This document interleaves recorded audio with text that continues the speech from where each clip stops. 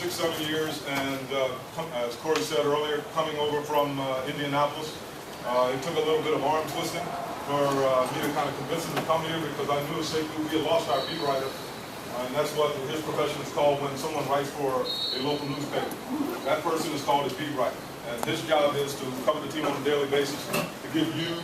fans in general, and those interested in buying tickets, as much information on those respective teams as possible. And then the process goes, if he is looking to speak to someone like Dominique Wilkins or Steve Smith, or I can't name any current players because of our current situation, but guys who currently play in the league, then his job is to come through me, make the contact, and we then in turn speak to the player to see if he or she, if it's women's sports or what have you, is interested in doing an interview. 9 times out of 10, it's our job to try to convince them that it's in the best interest of not only them as a player, but them for the organization to do the interview,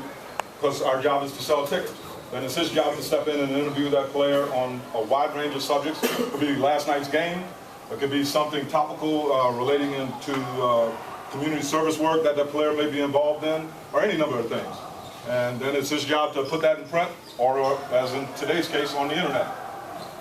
And I think, first and foremost, you guys need to understand one thing about that process, that give and take you have with the reporters and journalists that are going to be covering you from right now, and some of you mentioned you already been interviewed, for the rest of your basketball career, whether it's in college, high school, whether you make it to the professional ranks or not, whether you play in the NBA, overseas, or wherever you might go. Your image and the way you present it is really up to you.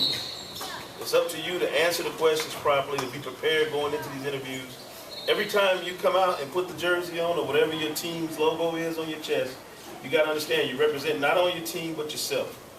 So that means you got to come in prepared to answer questions properly. You got to be listening and thinking about what you say before you say it, because any little slip up, anything you do is going to be with you for the rest of your career, starting now.